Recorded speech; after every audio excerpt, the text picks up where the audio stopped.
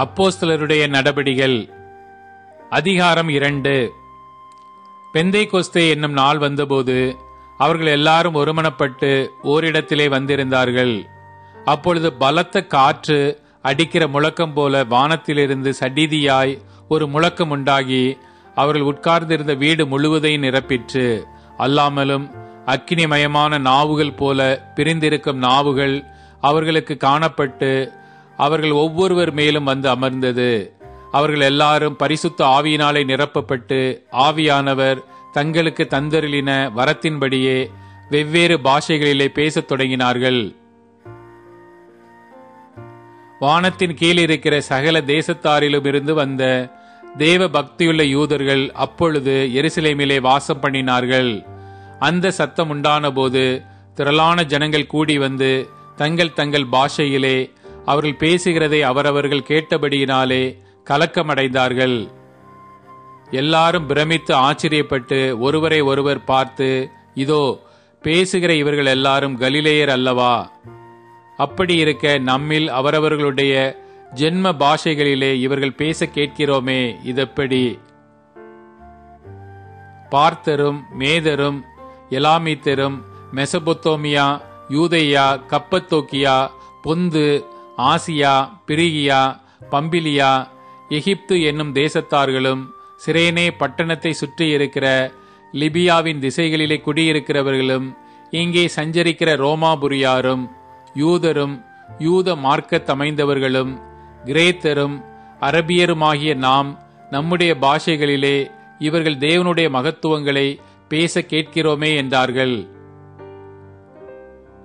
எல்லாரும் பிரமித்து சந்தேகப்பட்டு இதென்னமாய் முடியுமோ என்று ஒருவரோடொருவர் சொல்லிக் கொண்டார்கள்.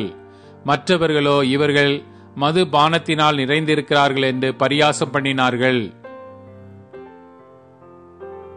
அப்பொழுது பேதுரு 11 கூட நின்று அவர்களை நோக்கி உரத்த சத்தமாய், யூதர்களே, எருசலேமில் வாசம் பண்ணுகிற ஜனங்களே, நீங்கள் எல்லாரும் அறிந்து கொள்வீர்களாக, என் வார்த்தைகளுக்கு செவி கொடுங்கள். நீங்கள் நினைக்கிறபடி இவர்கள் வெறி கொண்டவர்கள் அல்ல. பொழுது விடிந்து 3ஆம் மணி வேளையாயிருக்கிறதே. தீர்க்க தரிசியாகிய யோவேலினால் உரைக்கப்பட்டபடியே இது நடந்தேறுகிறது. கடைசி நாட்களில் நான் மாம்சமான யாவர் மேலும் என் ஆவியை ஊற்றுவேன். அப்பொழுது உங்கள் குமாரரும் உங்கள் குமாரத்திகளும் தீர்க்க தரிசனம் சொல்லுவார்கள். உங்கள் வாலிபர் தரிசனங்களை அடைவார்கள். உங்கள் மூப்பர் சொப்பனங்களை காண்பார்கள். என்னுடைய ஊழியக்காரர் மேலும் என்னுடைய ஊழியக்காரிகள் மேலும் அந்நாட்களில் என் ஆவியை ஊற்றுவேன். அப்பொழுது அவர்கள் தீர்க்க தரிசனம் சொல்லுவார்கள். அல்லாமலும் உயர வானத்திலே அற்புதங்களையும் தாள பூமியிலே இரத்தம், அக்கினி, புகைக்காடாகிய அதிசயங்களையும் காட்டுவேன். கர்த்தருடைய பெரிதும் பிரகாசமுமான நாள் வருமுன்னே சூரியன் இருளாகவும் சந்திரன் இரத்தமாகவும் மாறும். அப்பொழுது கர்த்தருடைய நாமத்தை தொழுது கொள்ளுகிறவன் எவனோ அவன் ரட்சிக்கப்படுவான் என்று தேவன் உரைத்திருக்கிறார். இஸ்ரவேலரே, நான் சொல்லும் வார்த்தைகளை கேளுங்கள். நீங்கள் அறிந்திருக்கிறபடி நசரேயனாகிய இயேசுவை தேவன் உங்களுக்குள்ளே பலத்த செய்கைகளையும் அற்புதங்களையும் அடையாளங்களையும் நடப்பித்து அவைகளினாலே அவரை உங்களுக்கு வெளிப்படுத்தினார். அப்படி இருந்தும் தேவர் நிர்ணயித்திருந்த ஆலோசனையின்படியேயும் அவருடைய முன்னறிவிப்பின்படியேயும் ஒப்பு கொடுக்கப்பட்ட அந்த இயேசுவை நீங்கள் பிடித்து அக்கிரமக்காரருடைய கைகளினாலே சிலுவையில் ஆணி அடித்து கொலை செய்தீர்கள். தேவன் அவருடைய மரண உபாதிகளின் கட்டை அவிழ்த்து அவரை எழுப்பினார். அவர் மரணத்தினால் கட்டப்பட்டிருக்க கூடாதிருந்தது. அவரை குறித்து தாவீது, கர்த்தரை எப்பொழுதும் எனக்கு முன்பாக நிறுத்தி நோக்கிக் கொண்டிருக்கிறேன். நான் அசைக்கப்படாதபடி அவர் என் வலது பாரிசத்திலே இருக்கிறார். அதனாலே என் இருதயம் மகிழ்ந்தது, என் நாவு களி கூர்ந்தது, என் மாம்சமும் நம்பிக்கையோടെ தங்கியிருக்கும். என் ஆத்துமாவை பாதாளத்தில் விடீர். உம்முடைய பரிசுத்தர் அழிவை காண ஒட்டீர். ஜீவ மார்க்கங்களை எனக்கு தெரியப்படுத்தினீர். உம்முடைய சன்னிதானத்திலே என்னை சந்தோஷத்தினால் நிரப்புவீர் என்று சொல்லுகிறான். சகோதரரே, கோத்திர தலைவனாகிய தாவீதை குறித்து நான் உங்களுடனே தைரியமாய் பேசுகிறதற்கு இடம் கொடுங்கள். அவன் மரணமடைந்து அடக்கம் பண்ணப்பட்டான். அவனுடைய கல்லறை இந்நாள் வரைக்கும் நம்மிடத்தில் இருக்கிறது. அவர் தீர்க்கதரிசியாயிருந்து உன் சிங்காசனத்தில் வீற்றிருக்க மாம்சத்தின்படி உன் சந்ததியிலே கிறிஸ்துவை எழும்ப பண்ணுவேன் என்று தேவன் தனக்கு சத்தியம் பண்ணினதை அறிந்தபடியினால் அவன் கிறிஸ்துவனுடைய ஆத்துமா பாதாளத்திலே விடப்படுவதில்லை என்றும் அவருடைய மாம்சம் அழிவை காண்பதில்லை என்றும் முன்னறிந்து அவர் உயிர்த்தெழுதலை குறித்து இப்படி சொன்னான். இந்த இயேசுவை தேவன் எழுப்பினார். இதற்கு நாங்கள் எல்லாரும் சாட்சிகளாயிருக்கிறோம். அவர் தேவனுடைய வலது கரத்தினாலே உயர்த்தப்பட்டு பிதா அருளிய வாக்குத்தத்தத்தின்படி பரிசுத்த ஆவியை பெற்று நீங்கள் இப்பொழுது காண்கிறதும் கேட்கிறதுமாகிய இதை பொழிந்தருளினார்.